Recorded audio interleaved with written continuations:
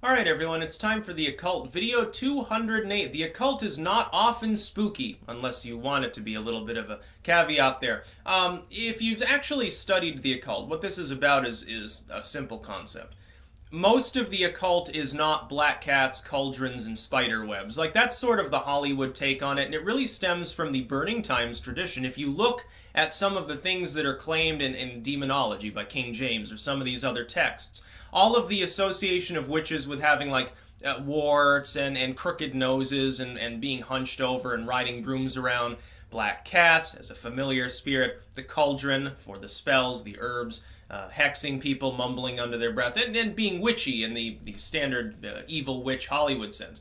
Most of that is actually zealot Christian lore from the Middle Ages and somewhat later into the Renaissance, and it has nothing to do with authentic occultism. If you read, however, contemporary works that are actually occult, a lot of it is dietary and medicinal, and not in the sense of poison, but in the sense of preserving health.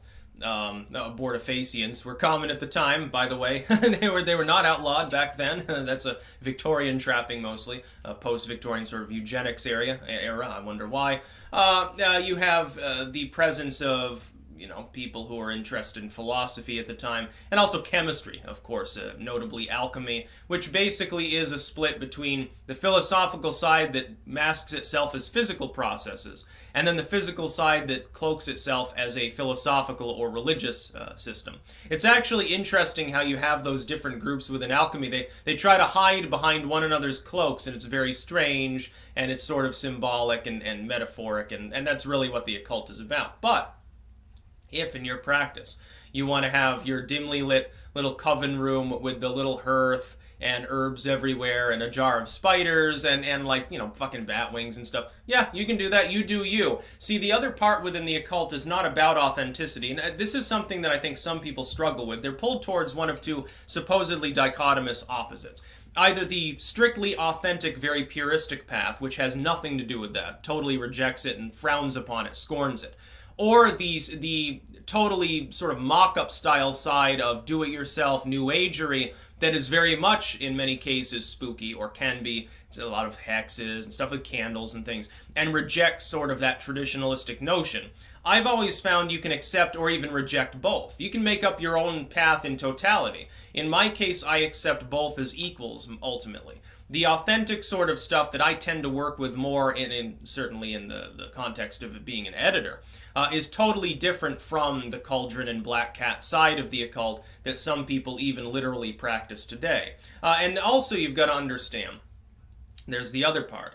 Most occultism on both ends is not negative. It's not about hexing people or raising the dead and putting bean sprouts in someone's eyes and ears in order to summon a demon. Actually, in the Grimorium Verum, by the way, very interesting short grimoire from I believe the 1700s, if I remember correctly, or 1800s. Interesting stuff, but it's kind of weird. It's out there. It's beyond the pale, basically. Most occultism, like 90%, is either positive or it's strictly gray magic, as you may term it under Crowley system, if you're into that sort of bullshit. Basically getting your way but harming nothing. A lot of it's helpful. A lot of it delves into like angels and sort of it ascribes numbers and letters and the zodiac and things like that to the angelic or to airy spirits and stuff that tend to be very positive. It's not about actually harming people. It's about, in many cases, preventing harm. Sometimes not even to yourself, to others, like, doing blessings and protection rituals. I'm going to cast the rose cross here and stuff like that. And it has nothing to do with the spooky side. Another problem is that there's a lot of overlap between, and I think this starts certainly in the 60s and goes on from there. There's a huge amount of overlap between some of these, what you would call alternative religious or spiritual circles, and alternative culture. That is the punk movement, certainly. The Gothic movement, most notably, definitely overlaps with Wicca.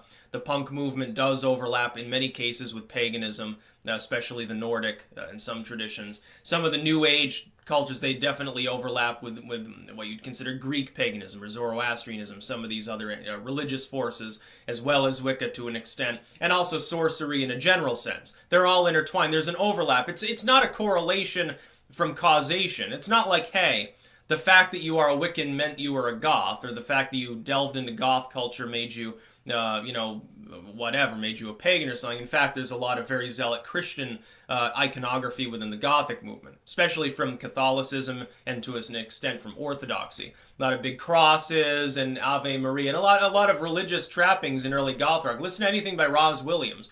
A hell of a lot of his material is strictly from Christendom, and a lot of the rest is from Shakespeare or from pagan lore, sometimes again overlapping.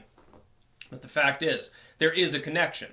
So if you consider the Gothic movement, or punks or something, to be kind of spooky and out there, yes, there is an overlap within both the religious and spiritual frameworks there. But you don't have to be part of any of these specific groups. I mean, typically, most people who are Goths are still going to be Christians or generally irreligious. But there will be a higher proportion of people that are into witchcraft or paganism. Definitely, there is an overlap. Because if you appreciate the spooky, then you probably do appreciate some of the witchy stuff. From the Hollywood side, that may carry over into a greater academic understanding of actual spellcraft, of the occult itself. And there are so many works on the subject, you can't even list them all.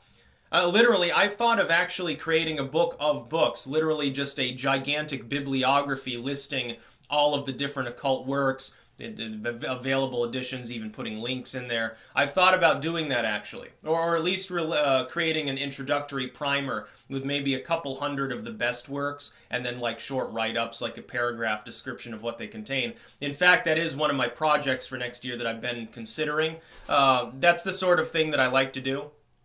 Little bit of spurging out maybe there with regards to arranging things in a very orderly and standardized manner. That's okay though. It could be a 50, 100-page work. It'd be fine. And then it could give people, because people always ask me, well, what would you recommend for this and that? And, it's like, well, let me write a book of books. Then you can consult that. It'll be easy. There's actually, I do own a book, or I did own it. I think it may have gotten actually, unfortunately, destroyed. I think the cats may have ripped it up or pissed on it, or some stupid shit that cats do. I had one called the Psychic Yellow Pages, which was literally just a listing of psychics and some of their notable features of books and addresses at the time. I believe in 1977, if I remember correctly, in just the Southern California area. And it was very, very funny. This is the sort of thing that was released very, very regionally, not for wider U.S. consumption, certainly very interesting work. So yes, the occult is not usually spooky. Most people think that it is. Like, well, witches sacrifice, drink blood. Well, no, you can. Maybe you're a sanguinarian too, but that has nothing to do with maybe Wicca, or it has nothing to do with paganism per se.